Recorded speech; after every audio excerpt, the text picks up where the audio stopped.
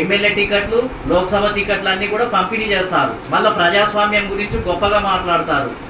కాబట్టి ఇది ఏ రకంగా మోసం చేయటం?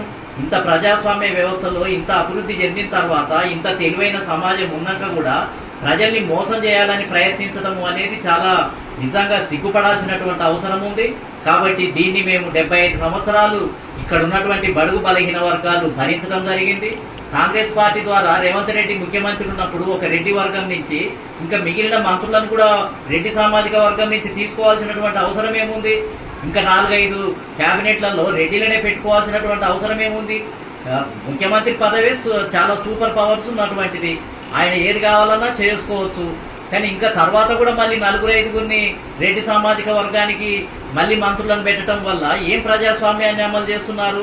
అంటే ముదిరాజులకు లేదు, రజకులకు లేదు, నాయ బ్రాహ్మణులకు లేదు, అదే ముస్లింలకు లేదు.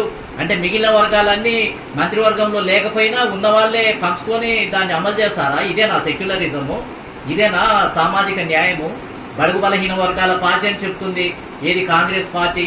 కానీ అనుసరించడానికి వచ్చినప్పుడు ఏమీ లేదు, అంతా 1-2 కులాలే దీన్ని పరిపాలిస్తుంటే మిగిలిన వాళ్ళంతా ప్రేక్షకులుగా ఉండాలా? మిగిలిన వాళ్ళంతా కులవృత్తులు చేసుకోవడానికి పుట్టారా ఈ రాష్ట్రంలో? కాబట్టి ఇక ముందు ఇది కొనసాగటానికి వీల్లేదు. ఇక ఇది ప్రజా పరిపాలన రావాల్సిందే. బడుగు బలహీన వర్గాలు ఈ రాష్ట్రాన్ని పరిపాలించాల్సిందే.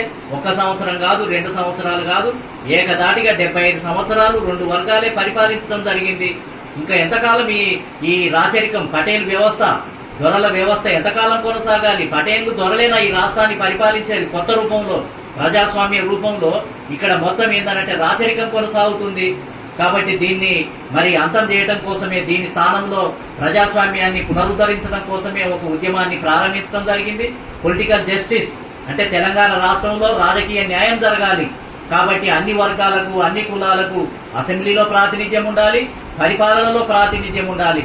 అందుకనే సీట్లు ఇవ్వని పార్టీలకు ఓట్లు వేయొద్దు అని ఒక నినాదంతో మొత్తం ఏంటంటే ఓటు నిరాకరణ ఉద్యమాన్ని ప్రారంభిస్తున్నాం. జూలై 15వ తేదీ నుంచి రాష్ట్ర వ్యాప్తంగా అన్ని జిల్లాల్లో సభలు, సమావేశాలు నిర్వహించబోతున్నాం. ఈ పార్టీలు టికెట్లు ఇవ్వలేదు కాబట్టి ఇక ఓటేయొద్దు, ఓటు నిరాకరణ ఉద్యమాన్ని ప్రారంభిస్తున్నాం. ఎందుకనంటే ఓట్లేమో ముదిరాజులు వేయాలి, గౌడులు వేయాలి, యాదవులు వేయాలి, పద్మశాలీలు వేయాలి, ముస్లింలు వేయాలి, క్రిస్టియన్లు వేయాలి, అదేవిధంగా నాయ బ్రాహ్మణులు వేయాలి, కుమ్మర్లు, కమ్మర్లు, ఒడ్డెర్లు, మహిళలు, వీళ్ళంతా ఓట్లేయాలి. కానీ సీట్లేమో కేవలం 2-3 వర్గాలకే ఇచ్చుకుంటారా? అంటే ఇదే ప్రజాస్వామ్యమా? కాబట్టి ఇప్పుడు సీట్లు ఇవ్వని పార్టీలకు ఓట్లు వేయొద్దు, ఓటు నిరాకరణ ఉద్యమము. కాబట్టి అసెంబ్లీలో ప్రాతినిధ్యం ఉండాల్సిందే, పరిపాలనలో ప్రాతినిధ్యం ఉండాల్సిందే, భాగస్వామ్యం ఉండాల్సిందే అనే నినాదంతో ఈ రాష్ట్రంలో ఏంటంటే ఒక విప్లవం జరగాలి, ఒక రాజకీయ మార్పు జరగాలనే ఉద్దేశంతో ఈ కొత్త ఉద్యమాన్ని ప్రారంభిస్తున్నాం. ఇది సంపూర్ణ విప్లవం. ఇంకా దీనికి ఫుల్ స్టాప్ పెట్టాలి. మొత్తం ఏంటంటే మోసం చేసే విధానం మానుకోవాలి, మోసం చేసే పార్టీలను ఓడించాలి. నిజాయితీగా చదువుకున్న విద్యావంతులు ఉన్నారు, టీచర్లు, లాయర్లు, డాక్టర్లు, మేధావులు ఎంతో మంది అసంఖ్యాకంగా రాష్ట్రంలో కుప్పలుగా ఉన్నారు. వాళ్ళంతా కూడా ఎందుకు మౌనంగా ఉన్నారు? చాలు, ఇక రెడ్డి వెలమ వర్గాల పాలన చాలు. మొత్తం ఏంటంటే బడుగు బలహీన వర్గాల ఉద్యమమే, ఇంకా బడుగు బలహీన వర్గాలే ఈ రాష్ట్రాన్ని పరిపాలించాల్సినటువంటి సమయం ఆసన్నమైంది అనే నినాదంతో ప్రజల్లోకి వెళ్తాం.